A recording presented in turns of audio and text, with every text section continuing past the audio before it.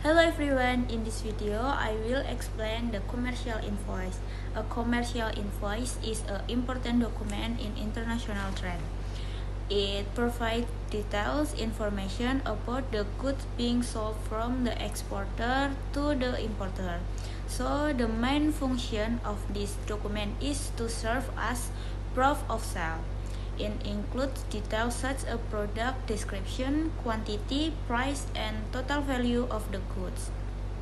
This document is issued by PT Perfume Nusantara as the exporter, and the buyer is Natur Oil in Singapore.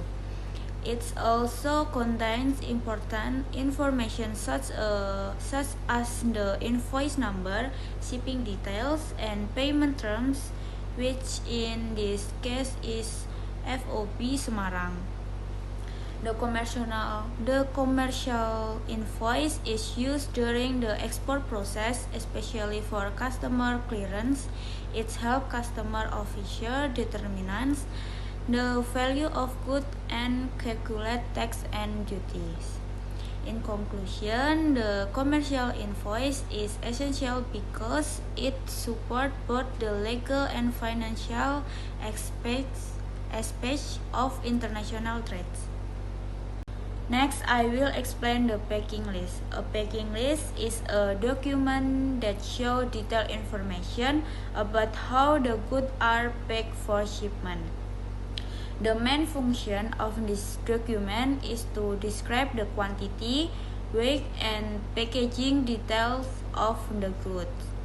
This document is issued by PT Perfume Nusantara and the goods are shipped to Natur Oil in Singapore.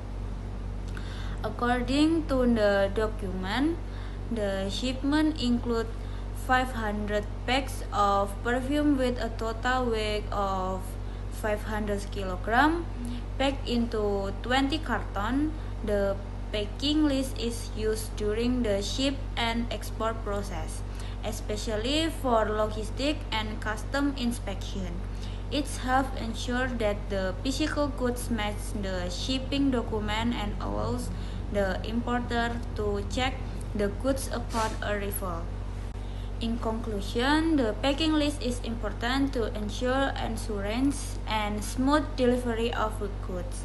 Thank you. Hello, my name is Mawar, number 002. Next. So, for the bill of lading, first we can look at the top section where it shows general information like the date and the document number. Then we can see the parties involved. The shipper is PT Perfume Nusantara as the sender and the consignee is Natur Oil in Singapore as the receiver. After that, there are shipment details starting from the origin in Semarang to destination in Singapore. There are also handling instructions like the goods need to be handled carefully and keep dry.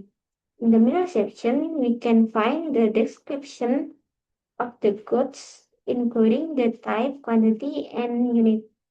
At the bottom, there are charge, signature, and terms and conditions.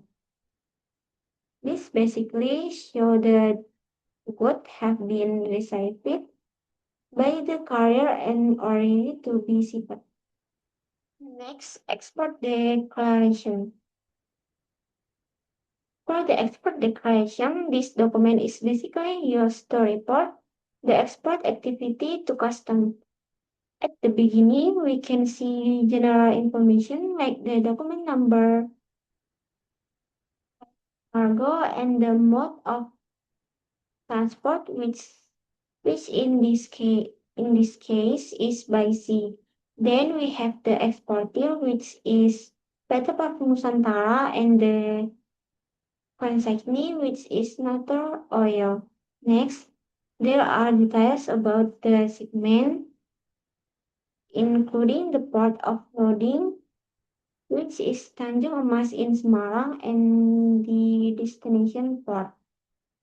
One important part is the export value section, where we can see in We can see the invoice details, total value, and also additional costs like freight, insurance, and packing.